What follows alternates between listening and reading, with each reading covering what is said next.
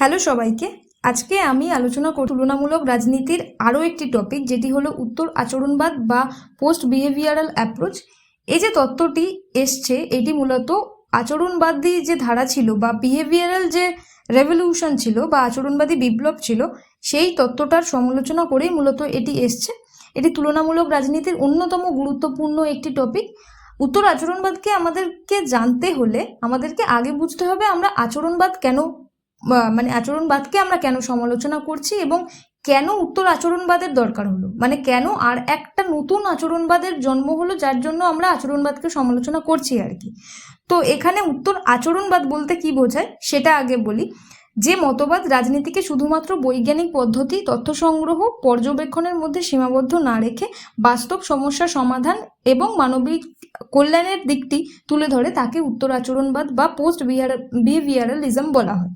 তো এই যে থিওরিটা আছে বা এই যে তত্ত্বটা আছে বা অ্যাপ্রোচটা আছে, এই জিনিসটাকে আমরা এইভাবে বুঝতে পারি। উত্তর আচরণবাদ যে টাইমে আসছে, মানে দ্বিতীয় বিশ্বযুদ্ধের পরবর্তী টাইমে আসছে, এবং এই দ্বিতীয় বিশ্বযুদ্ধের পরবর্তীকালে সমাজে নানা ধরনের সংকট, নানা ধরনের অস্থিরতা দেখা দিচ্ছে। ফলে তারা শুধুমাত্র উত্তর আচরণবাদী যারা তাত্ত্বিক আছে, তারা শুধুমাত্র আর বৈজ্ঞানিক পদ্ধতির উপরে টিকে থাকছে না, এর বাইরে গিয়েও কিছুটা ভাবার তারা চেষ্টা করছে, এবং তারা শুধুমাত্র তথ্য সংগ্রহ, পর্যবেক্ষণের মধ্যেই নিজেদেরকে সীমাবদ্ধ রাখছে না। তো আচরণবাদী যে তত্ত্ব ছিল বা বিহেভিয়ারাল যে অ্যাপ্রোচ ছিল, সেই অ্যাপ্রোচ শুধুমাত্র বৈজ্ঞানিক পদ্ধতি, তথ্য সংগ্রহ এবং পর্যবেক্ষণের মধ্যে সীমাবদ্ধ ছিল। কিন্তু উত্তর আচরণবাদ যখন এলো, তখন এই জিনিসটাকে সমালোচনা করলো এবং বলল যে শুধুমাত্র বৈজ্ঞানিক পদ্ধতি, তথ্য সংগ্রহে করে কোনো লাভ নেই যদি না সেখানে মানবিক মূল্যবোধ থাকে, যদি বাস্তব সমস্যার সমাধান সেই যে তত্ত্ব বৈজ্ঞানিক তথ্য সংগ্রহ করছে, সেই তত্ত্ব যদি না দিতে পারে, তাহলে সেটা বাস্তবে কোনো ফল প্রয়োগযোগ্য হবে না। তাই জন্য উত্তর আচরণবাদী ধারা এলো, যেখানে মানুষকে বেশি গুরুত্ব দেওয়া হলো এবং সমাজের বাস্তব সমস্যা সমাধান কিভাবে হতে পারে বা হওয়া উচিত সেইটার বিষয়ে বেশি গুরুত্ব আরোপ করলো।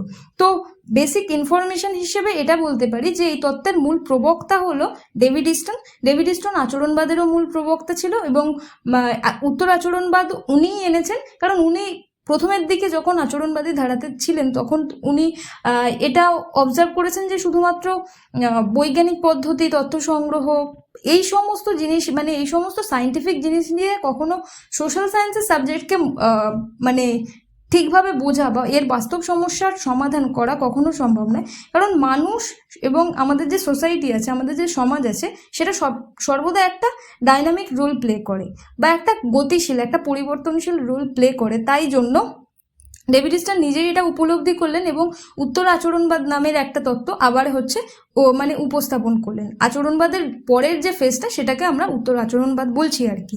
তাই জন্য উত্তর আচরণবাদ আচরণবাদ এইভাবেই সমালোচিত হয়েছে।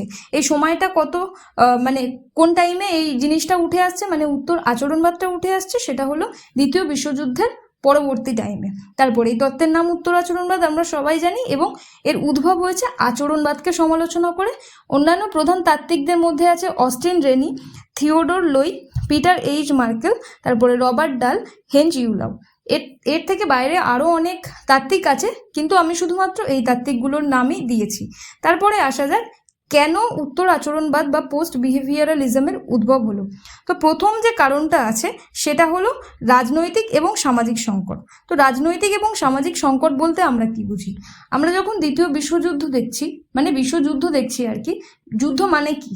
একটা সমাজে একটা ভয়াবহ পরিস্থিতি, যেখানে চারিদিকে যুদ্ধ হচ্ছে, দারিদ্রতা বেড়ে যাচ্ছে, এবং তার পরবর্তী টাইমে, যুদ্ধের পরবর্তী টাইমের কথা বলছি, সমাজে বিভিন্ন ধরনের নতুন সমস্যা তৈরি হচ্ছে, যেমন বর্ণ বৈষম্যের মতো সমস্যা, যেমন নাগরিক অধিকার, যারা নাগরিকরা তাদের অধিকার থেকে বঞ্চিত হচ্ছে। তো নাগরিক অধিকারের যে আন্দোলনগুলো আছে, সেই সমস্ত জিনিসগুলো সমাজে দেখা দিচ্ছে, এবং সমাজে এইগুলো গভীরভাবে প্রভাব ফেলছে। তো তখন যারা আচরণবাদী তাত্ত্বিক ছিলেন, সেই টাইমে যারা আচরণবাদী তাত্ত্বিক ছিলেন, তখন তারা দেখলেন যে এই যে বৈজ্ঞানিক পদ্ধতি দিয়ে কোনো কিছুই হচ্ছে না, বাস্তব সমস্যার সমাধান হচ্ছে না। তাই জন্য তারা কি করলেন, তারা পরবর্তীতে আরও নিজেরা যাতে হচ্ছে গভীরে গিয়ে পর্যালোচনা করতে থাকলেন, মানুষের কাছে গিয়ে হচ্ছে এই আমাদের যে সমাজ আছে, সমাজে গিয়ে হচ্ছে নিজেদের যা মতবাদ সেইগুলো রাখতে থাকলেন, এবং আস্তে আস্তে আমাদের যে উত্তর আচরণবাদী ধারা সেইগুলো উঠে আসলো। তো রাজনৈতিক এবং সামাজিক সংকট কেন পোস্ট বিহেভিয়ারালিজম আসলো, এই এই যে সংকট, সমাজের এই যে অস্থির পরিস্থিতি, সেই সবের কারণে উঠে আসলো। আর কি কারণে উঠে আসলো, সেটা হচ্ছে মানবিক মূল্যবোধকে না প্রাধান্য দেওয়া। এটার মানে হলো আমরা যে যখন বিজ্ঞানের কথা বলি, তখন আমরা বিজ্ঞানকে কিভাবে দেখি? আমরা বিজ্ঞানকে এইভাবে দেখি, কোনো পক্ষপাতিত্ব ছাড়া, মানে একটা বায়াসনেস ছাড়া একটা তত্ত্ব যখন আমরা গঠন করি, সেটাকে আমরা যুক্তিযুক্ত হিসেবে রাখি এবং সেটাই বিজ্ঞানে গিয়ে প্রতিষ্ঠা করি। বৈজ্ঞানিক কোনো তত্ত্ব যখন আমরা উপস্থাপন করি, সেটা সবসময় নিরপেক্ষভাবে হয় বা পক্ষপাতিত্বহীন হয়। তো এই যে জিনিসটাকে আমরা বৈজ্ঞানিক পদ্ধতি বলি। কিন্তু সমাজের ক্ষেত্রে বা এই যে সোশ্যাল সায়েন্সের সাবজেক্টের ক্ষেত্রে সবসময় পক্ষপাতিত্বহীন হয়ে আমরা কখনো আলোচনা করতে পারি না। সেখানে মানবিক যে মূল্যবোধ আছে সেটাকে উপেক্ষা করা হয়। তো মানবিক মূল্যবোধকে আমরা যখন না প্রাধান্য দেব, তখন সমাজে আরও সমস্যা বাড়বে। তো আমাদের কি দরকার? আমাদের মানবিক মূল্যবোধকে প্রাধান্য দেওয়া দরকার, যেটা উত্তর আচরণবাদী ধারার যারা তাত্ত্বিক আছে তারা হচ্ছে করে থাকেন। কিন্তু আচরণবাদী যে ধারা ছিল, তারা যেহেতু বিভিন্ন ডেটা কালেকশনের উপরে ফোকাস করেছিলেন, তারপরে হচ্ছে সবসময় হচ্ছে একটা আনবায়াস রেজাল্ট আনতে চেয়েছিলেন সব কিছুতে পর্যালোচনা করে, কিন্তু যদিও সেটা বাস্তবের সঙ্গে কোনো কিছুতেই খাপ খায়নি। তাই জন্য উত্তর আচরণবাদী যারা তাত্ত্বিক ছিলেন, তারা মনে করলেন যে এই জিনিসটা এর বাইরেও বিস্তার লাভ করানো যায় যদি আমরা মানুষকে ফোকাস করার চেষ্টা করি এবং বাস্তব সমস্যা কিভাবে সমাধান হবে সেটার কাজে ফোকাস করি। তারপরে আসে হচ্ছে 1969 সালে ডেভিড ইস্টনের ঘোষণা। বললামই, যেহেতু ডেভিড ইস্টনই ছিলেন আচরণবাদী ধারার যে প্রবক্তা, এবং ডেভিড ইস্টন নিজেই ছিলেন হচ্ছে উত্তর আচরণবাদের অন্যতম প্রবক্তা। তাই ডেভিড ইস্টন নিজে যখন উপলব্ধি করেছিলেন 1969 সালে, তখন তিনি আমেরিকান পলিটিক্যাল সায়েন্স অ্যাসোসিয়েশন বা APSA এইটাতে হচ্ছে অ্যাড্রেস করেছিলেন যে আমাদের যে বিহেভিয়ারালিজম ছিল বা আচরণবাদী যে ধারা ছিল, সেটার অনেক সীমাবদ্ধতা আছে। সীমাবদ্ধতা মানে অনেক সমালোচনা হয়েছে, মানুষের কাছ থেকে অনেক সমালোচনা হয়েছে। তাই জন্য তিনি নিজেই ওইটাকে প্রাসঙ্গিকতাহীন হিসেবে গণ্য করেছেন, এবং তার পরবর্তীতে তিনি এই যে উত্তর আচরণবাদী ধারার দিকে আস্তে আস্তে তিনি এইটার দিকেই হচ্ছে এগিয়ে গেছেন আর কি। তো এবারে আসি এর যে বৈশিষ্ট্যগুলো আছে, মূল বৈশিষ্ট্যগুলো আছে উত্তর আচরণবাদের, সেইগুলো সম্পর্কে, যেটাকে ক্রেডো অফ রিলেভেন্সও বলা হয়। মানে ডেভিড ইস্টন দিয়েছিলেন এই 7টা বৈশিষ্ট্যের কথা, যেটা উত্তর আচরণবাদী ধারাতে খুবই হচ্ছে ইম্পর্ট্যান্ট। তো প্রথমে আছে সত্যতার চেয়ে প্রাসঙ্গিকতার গুরুত্ব। ঠিক আছে, তো গবেষণার ক্ষেত্রে কেবল উন্নত প্রযুক্তি, মানে এটা আমি বোঝাচ্ছি, গবেষণার ক্ষেত্রে শুধুমাত্র উন্নত প্রযুক্তির দরকার হয় না, বা গাণিতিক মডেল বা আমাদের যে তথ্য সংগ্রহ বা ডেটা কালেকশনের দরকার হয় না। তার চেয়ে বড় কথা হলো সেইটা কতটা তাৎপর্যপূর্ণ বা কতটা প্রাসঙ্গিক ইন দ্য সেন্স সেটা মানুষের কতটা কাজে লাগবে, সেটাকে বলা হচ্ছে প্রাসঙ্গিকতার উপর গুরুত্ব। এটার মানে হচ্ছে এটাই, প্রাসঙ্গিকতার উপর গুরুত্ব এইভাবেই, সেটা যাতে মানুষের কাজে লাগে, সেটা যাতে শুধুমাত্র আমরা পুঁথিবদ্ধ করলাম, মানে কোনো গবেষণা করে কোনো জায়গায় লিপিবদ্ধ করলাম, সেটা কোনো কাজ হবে না। আসলে কাজ শুধুমাত্র হবে সেটা যদি মানুষের কাজে লাগে। তারপরে পরিবর্তনের পক্ষে দৃষ্টিভঙ্গি। সমাজ ও রাজনীতি বর্তমান অবস্থাকে অন্ধের মতো মেনে না নিয়ে সমাজে যাতে ইতিবাচক পরিবর্তন হয়, সেই যে গবেষণাটা হচ্ছে, যে সমস্ত রাষ্ট্রবিজ্ঞানী বা রাজনৈতিক যারা তাত্ত্বিক আছে বা তুলনামূলক রাজনীতির যারা তাত্ত্বিক আছে, তারা যে গবেষণাটা করছে সেটা যাতে হচ্ছে আমাদের সমাজের মূল সমস্যাগুলোর দিকে লক্ষ্য রাখতে পারে, সেটাই হচ্ছে খেয়াল রাখতে হবে। এটা হচ্ছে আর একটা বৈশিষ্ট্য। 3 নম্বর কি? সামাজিক সমস্যার সমাধান।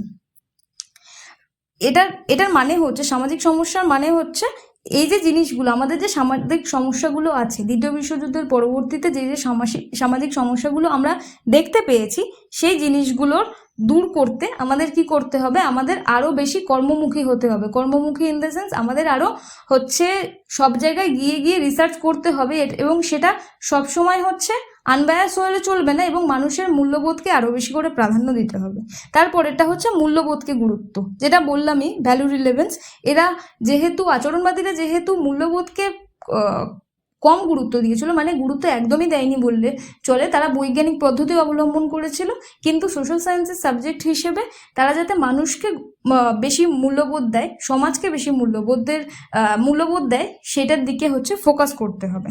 তারপরে কি, বুদ্ধিজীবীদের সামাজিক দায়িত্ব। বুদ্ধিজীবী বলতে যারা এই জিনিসটার উপরে কন্ট্রিবিউট করছে বা কাজ করছে বা গবেষণা করছে, তারা যাতে সমাজের কথা ভাবে সেটার দিকে হচ্ছে খেয়াল রাখতে হবে।